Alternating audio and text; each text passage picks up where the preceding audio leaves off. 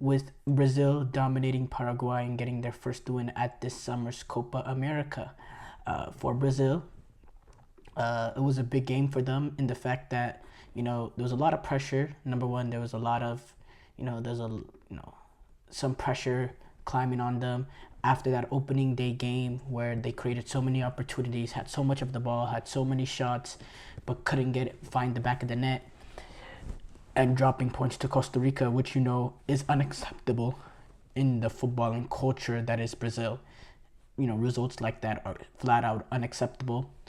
And there was some criticism falling on not just the team in general, but also some individuals, specifically Vinicius Jr., who I was very critical of, just based on the levels that he's produced for Real Madrid compared to what he did for Brazil, was not good enough. But if we talk about purely on today's game, he was absolutely marvelous, just sensational, the best player on that pitch by a country mile, especially in that first half. I mean, they could not handle his pace. They couldn't handle his ability to be direct, his verticality. He was feeling it. He even tried, it didn't work out, but he was trying rainbow flicks. It was just a complete all-around performance from him, a confident performance, an electric performance. You saw him a few times trying to get the crowd up and pumped. He was doing what he does best. He was talking trash. Really just a classic Vinicius Jr. performance just in general. Was able to find the score sheet twice as well. Absolutely a brilliant day for him, who, by the way, in this game alone, he almost doubled what he's done for Brazil. When you look at the fact that he scored 3 goals in the first 31 caps, he had 2 goals just today in today's cap. So, yeah, a great day for Vinicius.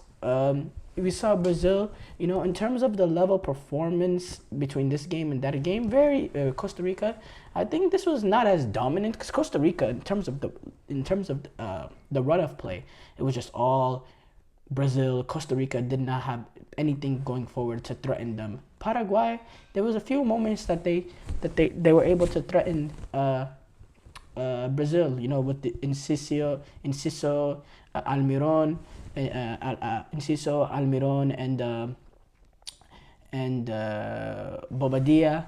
They were able to cause them a little bit of issues in transition, especially after the first 20, 25, 30 minutes. Once Paraguay was able to settle, they were able to create a little bit for themselves. But then Brazil was able to find that breakthrough, and it just got simple from there. And Brazil had a chance before that to score a little bit earlier. Lucas Paquetá, oh my goodness, my opinion, really, really bad pen. Not only he doesn't hit the target, but the way he did the stutter, and then the no pace on it, no real accuracy, just a horrible, horrible penalty. Just looked so bad visually. He was able to make up for it later on, where he took the next penalty, which took guts for him, by the way, and he did the exact same thing, but this time was able to keep it on frame of the goal. And hats off to him. That took a lot of guts, in my opinion. I thought Savio was really, really good coming in for Rafinha. I thought whenever in that opening game that he came on, I thought there was a little bit more of directness that Brazil had. A little bit more. I thought it was a little bit more threatening coming from that right hand side from Brazil. I thought Rafinha was so stagnant, and I think Savio might have locked up that position, at least for the next couple of games, at least Copa America for Brazil, because I thought he was really good. He was able to get on the goal sheet as well. Overall quality performance from Brazil. They were able to move the ball around quickly in transition, play with the likes of the pace with Vinicius and Rodrigo. Rodrigo, even though he didn't have the best of his games, his pace and his ability to stretch out the Paraguayan center backs were really crucial in this game. There was a lot of space that he opened up for Savio and Vinicius Jr. So I thought Rodrigo also had a good game. That defensively, they were a little bit shaky at certain moments, Brazil, in the fact that there was certain times that Paraguay was able to have a little bit of sustained pressure. But again, the real lack of quality, didn't make the pay. But if we look at it based on the run results, based on the stats, it doesn't look as one-sided as what the stats say. I mean, the stats say 17 shots for Brazil to 15 for Paraguay, even amount of shots on target, 6-6, possession 55% to 45%. Not really one-sided in general. I think this game had a potential to really be a tight one after that first 25, 30 minutes. But once Brazil were able to find that breakthrough, then I think, that's when that's when I knew it was eventually going to get away from Paraguay, because then Paraguay were going to have to open up and leave even more space. And that just like quick little flurry that happened in the last 10 minutes before halftime, again, like you give Brazil a little bit of an inch, they'll do enough to get through there, and that's exactly what happened. I think you play this again, I think it would be a lot more tighter, because based on the run of play, it was not as dominant as what the scoreline says. I just think Brazil were more clinical, and Brazil took advantage of a reeling Paraguay in that last 10 minutes of halftime, because then they were really suffering. But they came out in the second half, and Paraguay were on the front foot, were on the ascendancy, and they were able to find that breakthrough goal. And once they did that, they were, they made it 3-1. I thought there was a possibility that they could find themselves back into this game, because for the next 5, 10, 15 minutes or so, Paraguay was able to gain possession. Paraguay was the one that was pressing up high, winning the ball high. Paraguay were the ones that were really looking on the front foot. But Brazil were able to calm down, and then, they were able to draw that penalty. And then once they drew that penalty 4-1, it was over from there. Huge win for Brazil, in my opinion, because now you find yourself in a position where you can go into that final game against Colombia, not in a desperate situation where you need to win just to move on out of the group. Your Copa America is not in danger in that final game, which is the most that they could do at this point, because of the fact that they dropped points against Costa Rica. There's always the potential whenever you're playing these second games, or you just want to make that third group stage game a game where you only need a draw to win the group. Well, Brazil, couldn't find themselves in that position after drawing against Costa Rica. If Colombia took care of that second game, it was out of their hands. They have to win that final game. But what they do now is they put themselves in a position, okay, now they can control their destiny in terms of winning the group. Now, it's going to be difficult. This is a high-flying Colombian national team that are now 10 games, I believe a 10-game win streak. They're on a ridiculous unbeaten streak.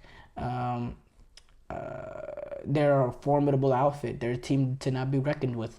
And Brazil are entering that game with needing a win just to win the group. They need a win. A draw will not be enough. So, there's that element to it as well. But at the end of the day, based on today's performance, what they can control for today was really, really good. It was really, really important win. Dorver Jr., it's his,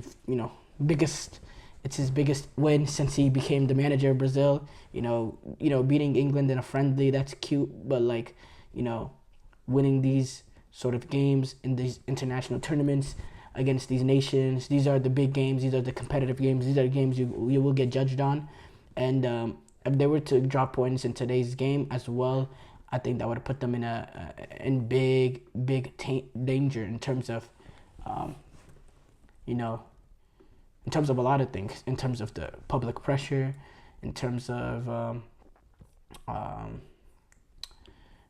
potentially not being able to get out of the group. So big win for them, and it was comfortable at the end of the day.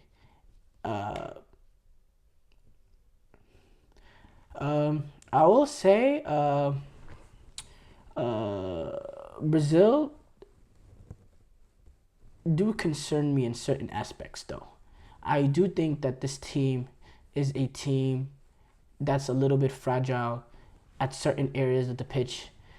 Defensively, I think they could be weak. I think if you look at this, the totality of this game, there were certain moments that was concerning. I thought the start of that second half, when Paraguay was able to pull one back, and Brazil were, kind of getting pressed and losing the ball, and at bad areas of the pitch, and really looking a little bit lethargic, looking second best to a lot of the loose balls. I thought, okay, this is a bad look, because against quality team, this is there's teams that'll take advantage of it. I thought also, Almiron, he he was a big threat in behind that Brazilian back line. With teams that have multiple guys like Almiron, real quality for midfield to pick that ball over the top. I think this Brazilian backline could really be get at and this.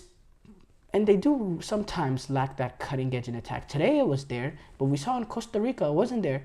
And the crazy thing is, despite the first 25-30 minutes being completely dominated by Brazil in terms of the game, Paraguay probably had the biggest chance of the game, that Alisson had to make a really good save on a deflection, which is, those are concerning signs. They need to tidy up certain things. Now, at the end of the day, the most important thing here is the result. Yes. But it is clear this is not the same Brazil national team of old. There's a lot of work that needs to be done here, and we'll continue to see. Now they have a good test coming up against Colombia, and it's important for them to show progression in that game. And I really like to see how they approach it, how they approach trying to win this game. It's going to be a very interesting test for both teams.